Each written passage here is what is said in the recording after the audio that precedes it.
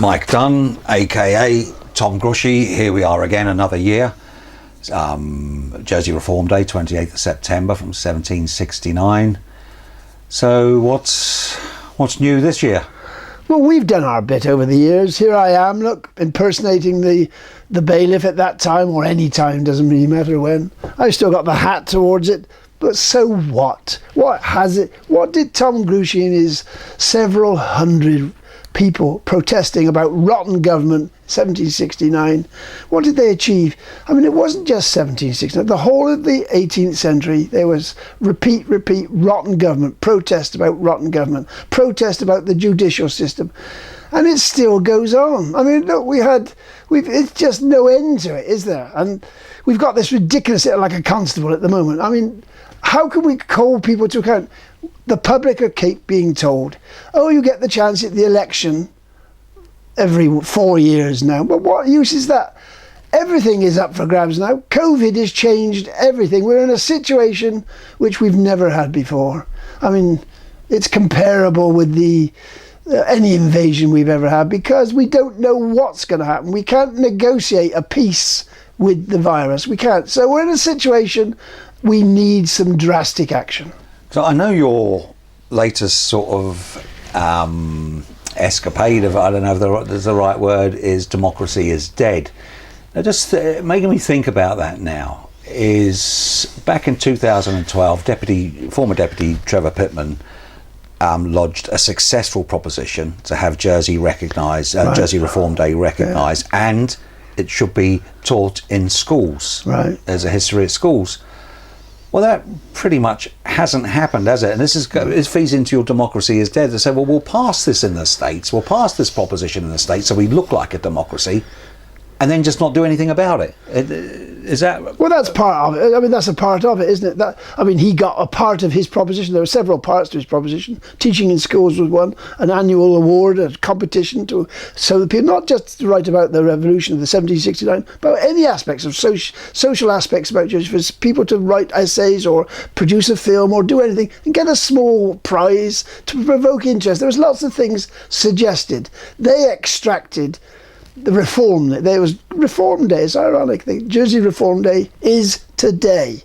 What's happening? Are the public interested? Look, the fact of the matter is the public are more interested in Terrorfest. That's what they'll be talking about. I don't blame the public for that. I blame the media for that, because today we've been tweeting, you and I, and Deputy Montfort Taddia, there's nothing in the state media about this hugely significant day.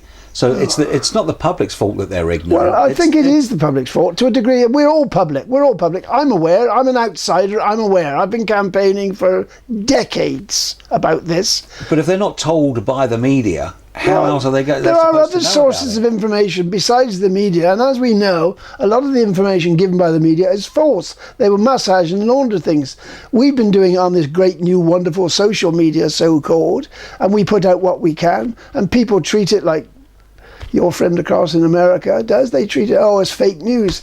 Well, this is hardly fake news. This is something that's just one incident that happened in the 18th century. And it was calling for democratic representation. That's one of the main themes of what the revolution was about. And what have we got now? This is it. Tom Grushey and his fellow protesters overthrew a corrupt royal court, and this, according to the official version, brought about the separation of powers. It took the legislature. There was a difference between the legislature and the judiciary. Right. But from the way I see it is, there has been no separation. There hasn't happened. It hasn't happened. The bailiff, the chief judge, still presides over our legislature. Right. That's right. So.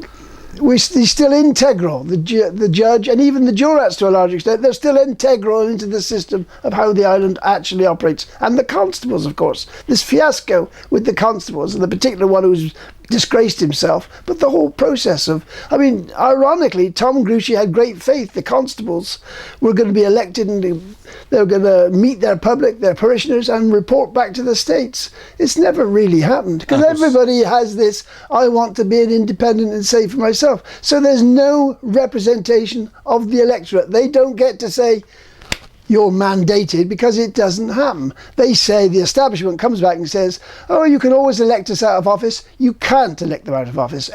Once every 4 years is the best we've got. Change circumstances. I'm saying that reform, the so-called reform Jersey group, if they want to change, they won't change anything. They've got 2 more years to go before the next year election. They won't change anything in that time. What they can do, they can all step down, call an election, and hopefully people like John Young, maybe Senator Moore might join, a few others. Some people are so disaffected in the States itself, never mind how many other public are disaffected, call an election. So you'd have at least 5 seats, maybe 6, maybe 7 seats, recontested. It would be a mini election, a mini general election. I mean, look what's happening in Guernsey at the moment. Look, they've got an election going on now. I mean, it's crucial that this is it. This is the crucial election. This is their book. Look, 119 candidates, all island vote.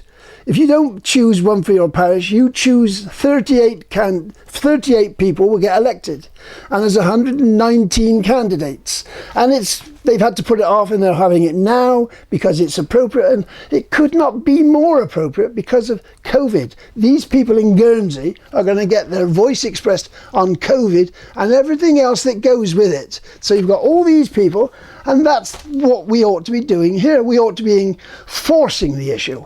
Calling an election as best we can. We won't get a vote of no confidence or confidence in the government here. It won't happen. Nobody will do it. It won't be supported. Our Estates members, the 5 and any others disaffected, can force the issue, say, look, we're not going to... What did your friend call it the other day, Mr. Senator Mezek? The poisonous. He said it was poisonous. The government was poisonous. How can you be a member, a minister in a government which you believe is poisonous? That's just inconceivable. I mean, what would Tom Gruchy say about that? Oh, you have a poisonous government. But haven't we learned from 1769, the overthrowing of the corrupt royal courts? Well, you know, to a lot of people's thinking that the royal court is as corrupt as it's ever been. The bailiff, you know, still presiding over the legislature. Nothing's changed there. So what makes you think people resigning from government is going to change anything? Well, the difference is now, in theory, everybody over 16 has got a vote in Jersey. They keep saying you can change things at the ballot box. That is an opportunity, and it can be changed at the ballot box, but it won't happen for another 2 years. And goodness knows what they'll have done with us if we have 2 more years of COVID lockdown. I mean, there's no knowing what they'll have done to us. The human rights that are being scrapped in order that we don't protest. It's part of that. We can't go to States meetings. We can't go to scrutiny meetings on today. I think we can't go to them. We can watch them on this machine. That's the best we can do. We can't participate. Well, that's right. We can't go out and protest anymore because legislation coming in. You can't have more than 40 people. On top of that, we're going to have every police officer with a taser gun. So we're going. You know, things are getting our civil rights and liberties and everything are being eroded before our very eyes. And which brings us back to 1769.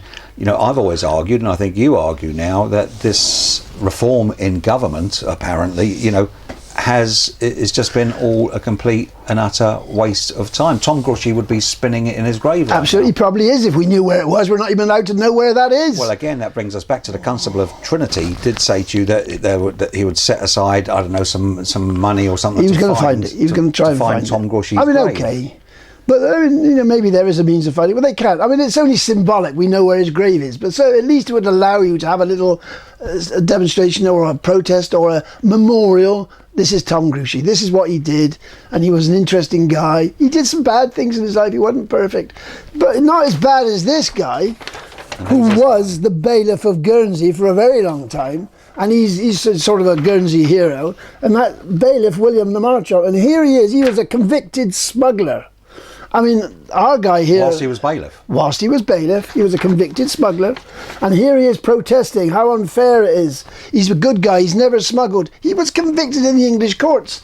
He should have lost his office. The governor supported him. Oh, what a wonderful guy he is. They all care, as they do now. The establishment closed ranks, kept him on, and he retired in 1806 or 7, and then his son took over. I mean, this is what goes on, isn't it?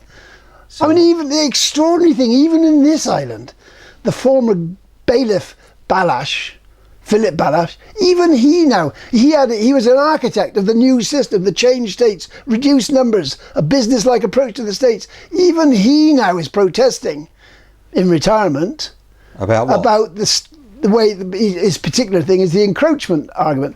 The land that was gifted by the Queen, and he negotiated the arrangement given, and now they're charging people if they've got steps going down to the forest, all that sort of stuff. But he's not a happy man. His system of what he wanted, they're running a business. That's what he wanted. He wanted Jersey to be run as a business.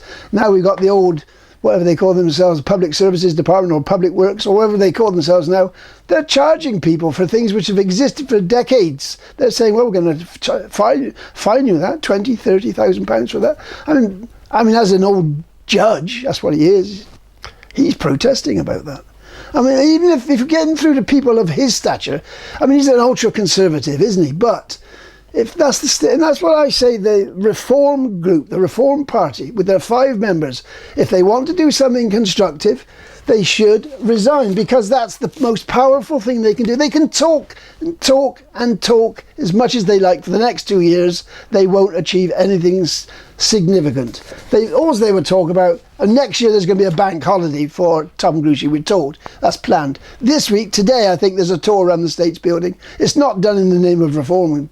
It's just a day around the States. So it's already becoming a tourist event of no particular significance. This is the book that came out of it. This is supposedly, they said we don't know our laws in 1760. We want our laws. This is the book that came out of it. And what's that book called? That's the Code of 1771. Yeah. It's a tame little book. It didn't really tell them what their laws were. If we had a book of laws, it would be a fat book like that, wouldn't it? But it gave them something. It was a token acceptance. And people say, oh, we got the code. And there are still a few things in there about the separation of powers, for example, the role of the constables, which do still apply. Well, I mean, you're talking about separations of powers. Well, in theory, they apply. Well, I mean, again, because it's not only mentioned in that book of 1771 Code of Laws, the separation of powers are mentioned in the latest committee of inquiry on child abuse we just had. Absolutely. In the Carswell Review. They're mentioned in the, there was a Carswell, and who was the other one? The clothier. We had clothier, great thing. They're afraid of having another clothier, because John Young wanted another clothier, and I was totally opposed. There's no point. And now, at this fag end of this government, under COVID, what's the point of discussing that? The simple solution is just walk out, test the system, let the public express their views. I mean, if there's a senator... The public, I argue, the public have expressed their views. No, they haven't. Have elected these people who are in there. Because the crunch will be, will they re-elect the ones who step down? Because they'll all be up for re-election. You'll have 5 Reform Jersey members, and the John Youngs and the Senator Moores ought to stand down and put their heads on the block and say, look, this is what I'm saying. They're all protesting. They ought to say, do you support me, or do you want some other non-entity come in? Because there'll be another 6 or 7 non-entities. They'll all be there queuing up to take their place. But don't we go down? Doesn't the Reform Jersey and those who are supposedly anti-establishment or opposition, aren't they better inside the tent pissing out than outside the tent pissing in? Not at all, because they're not effective. They're just peeing in their trousers. That's all they're doing. They're not having any effect on anything outside that little cosy club. They're just talking amongst themselves. They don't achieve anything for the public, and especially since any information that's coming out of that cosy club is coming through, as we know, the communications unit, non-communications unit, as we know, of the government. Any information we get is so controlled. The public are not getting a debate. There's so many issues, like the stupid hospital. I mean, it'll be like they give an award scheme. Every 10 years they'll be given an award for the hospital. That'll be the most ridiculous scheme yet. And there's all sorts of the building schemes on a mammoth scale, which this island is embarking upon. And nobody's got a clue about them. They've made no impression on the housing shortage since 1949. In fact, they've made it 10 times worse, because the population has increased, and the farming industry is dying.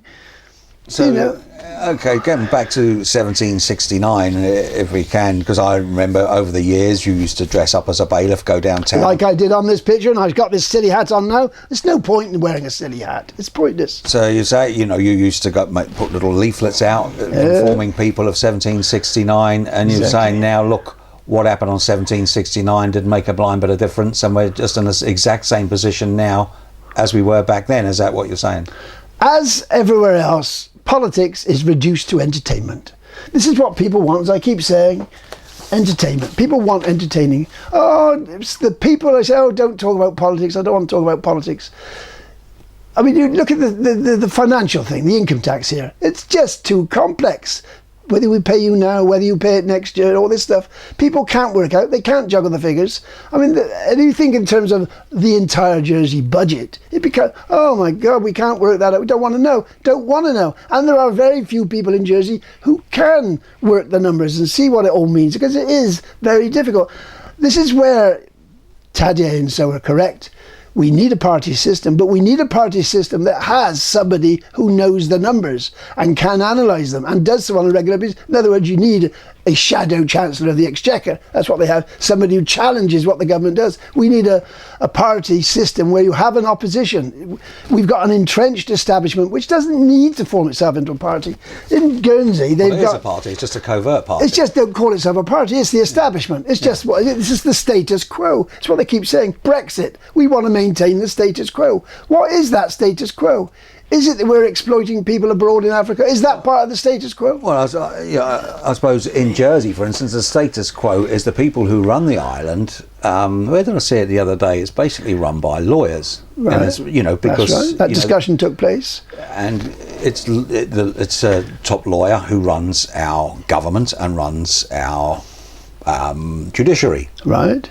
So this is the status quo, is the people basically who make all the decisions on this island are unelected, unaccountable. Exactly. It runs Crown through the officers. Attorney General, decided he wasn't going to prosecute all those states members who'd failed to make the electoral returns properly, and even though a lot of them had just voted for that very law where they should be prosecuted, they should lose their seats, and they should go to court as criminals. He said, the Attorney General said, oh no, he made a mistake, they prosecuted two. Nick Lacorno and I pointed out, we did our research. Well, they attempted to prosecute three, didn't they? They did, but he wasn't elected. He wasn't a states member. Two states members were elected.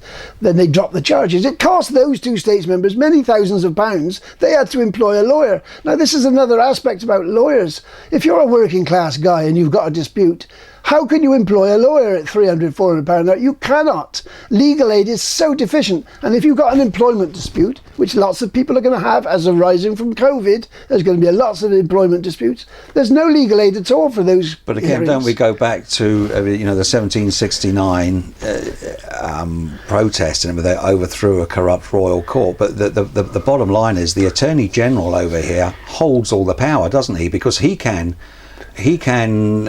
financially cripple someone, of course, by taking them to court and think, we won't bother. We won't bother. Costs not allowed. No costs. So that person's still financially crippled. Absolutely. And Absolutely. there's no comeback. That's right. From that. It's the Attorney General who decides who gets prosecuted on this island. Sole prosecutor. No, so you can't judicially review his decision not to prosecute, for instance. You can't appeal that decision. We can't bring our own. You can't bring a private prosecution. No, we can't do it. So, it's stuffed. And of course, the Attorney General goes on to be the Deputy Bailiff and Bailiff, and of course, that same person decides which of our elected representatives, what questions they can. And when the Crown officers give advice to a committee, a department, we're not allowed to know what it is because it's privileged information. Finishing what I was saying is that it's the former Attorney General who's come up through the ranks, the Bailiff and Deputy Bailiff, who decides what questions can and can't get asked in our Parliament, what propositions can and can't get brought to our Parliament, what amendments. So really it's the judiciary, that the unaccountable judiciary, who is running this island as it was back in 1769. And of course in 1769 very few people had the vote. You had to be a landowner of some sort and you had to be male. But we've eliminated straight away most of the population. But here's the irony of all that. A lot more people are allowed to vote now, but it's still exactly the same as it was back in 1769. Because they've seen election after election when nothing changed. Their voice is not heard. People get into the cosy club and they say, oh, well, I mean, they never used to get paid. One of the things that Norman Le Bloc did achieve, he got payment for states members. Of course, it was resisted. Oh, we don't want paying people. We don't want career politicians. Well, what do we want? How do we get people to be represented? I vote for you. Now what are you going to say for me? I don't believe in the hospital ought to go there. Are you going to represent me? Are you going to... I mean, obviously they can't represent everybody's view, but they can make sure they listen to them. And of course, the constables are supposed to listen to them. Of course, when we're still in a position now, as you touched on earlier about party politics, we can't change our government. We're not in a position to be able to do that. Like if it's like the ultra-conservative party that are in now, we can't say, oh, we're going to vote Labour or Green next time to get these ones out. So there is no... And of course, 11 out of our 12 constables didn't receive a single vote. Right, that's right. So, because people are in a position where they think, well, it's pointless going up against the constables. That's It's pointless standing against them. So, we're no further forward now. 1769, the judiciary still run the island. People know it's pointless in voting because you can't change the government. So you see, the thing about when Tom Grouchy, the state or the royal court here, which effectively was the government, the royal court, the non-prayers and all that kind, they wanted to hang him. That's what they wanted. Yeah. And if they couldn't hang him, they wanted to transport him to America, which is what they used to do. They'd send him out. I mean, that was illegal anyway. They had no power to transport anybody here, as it was revealed, had never been discussed. Again, another fact of Jersey Constitution, that you can only transport people to a territory if you have control of that territory. Jersey had no territories, but they were threatening to deport them, send them off to Australia because it was part of the Commonwealth. They thought they could, but they couldn't. So you've got all these things all the time about the Constitution. When you dig into it, it's unrevealed. Nobody's digging it. And so this is part and parcel of the problem. That old problem there of wanting to know their laws, it's never been determined.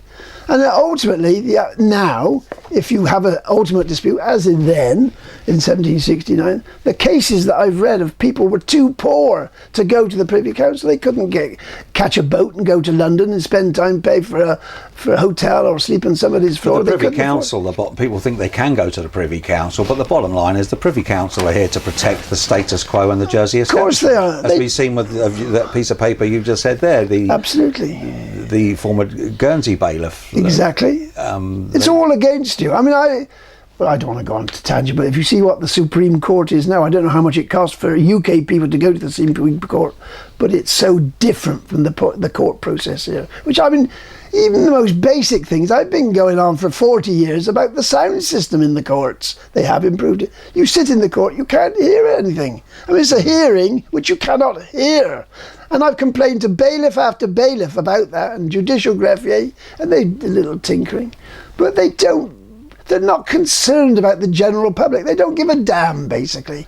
They've got their little club, and they're doing very nicely, and they've never done so nicely as they're doing now with the finance industry. It's a wonderful little... The election in Guernsey will be very revealing. What happens? There's not... I mean, it's a very... This is the document. This is their manifestos. 119 manifestos I haven't read. It looks very insular. It looks very much like maintaining the roads, education, basic things which affect families. There's very little of an international basis about it. I've tried to put a few questions up for some of the candidates to see if they will respond. So it's a very insular looking, inward looking. And I'm saying there ought to be cooperation now between Guernsey and Jersey, and states members here, groups here, ought to be in active dialogue with groups in Guernsey, because COVID is so changing the agenda. The outcome of COVID, we have to talk about it. We've got climate change to deal with. We've got the children who are supposed to be top priority item on our agenda. They're going to go to the bottom of the pole, aren't they? They're not going to be top agenda. They obviously aren't. They're already slipping down the pole, aren't they? Yeah. So I suppose, because to wrap this up, we don't want to go on for too long. We can go on forever. I know we can, but people haven't got that much, they don't want to watch 30-minute videos, unfortunately. We'll be lucky if people have lasted this long, unfortunately, which is an unfortunate thing. But I want to say, lots of people will watch Coronation Street. And they'll watch a double edition of Coronation Street because it's entertainment. Yeah. And they want entertainment. They don't want politics where they have to confront themselves the way we live. On a final word, coming back to what I mentioned earlier, I suppose, is, 1769, Tom Grouchy and his protesters, about 300 protesters, went and overthrew a court that was in a corrupt royal court that was in session. Now, It of wasn't course- violent. It was a passive demonstration. But of course, now, as you're saying, democracy is dead, and because of COVID and all of our rights and liberties and civil freedoms being taken away from us, that can't happen again because more than 40 people can't. Well, you could defy that rule, and they have in London. They've used one rule in London to fine people £10,000. In other words, they've used the COVID regulations to stop demonstrations against things which environmental demonstrations. So they're saying, well, you're not allowed to assemble more than 40 people. We'll fine you £10,000 because that's what the COVID law allows us to do. In other words, they're already actively misusing these laws for other purposes to punish people grossly unfairly. And they will do that here. They will do it here. So this is our September the 28th, 1769 Reform Day interview for this year, 2020. We've done a few. What do you reckon how this interview, if we do another one next year in 2021? Well, they'll all be having an entertainment because they got a day off. That's the thing. Whether they get another £100 card to go and spend it at the pub because we're all free, we're COVID free, I've no idea. I can't predict the future, but we have to plan for these things. So next year, I suspect I will still be saying democracy, the dream is dead. It's not just Jersey, it's all around the world. It's dead and dying. And even this magic screen cannot revive it.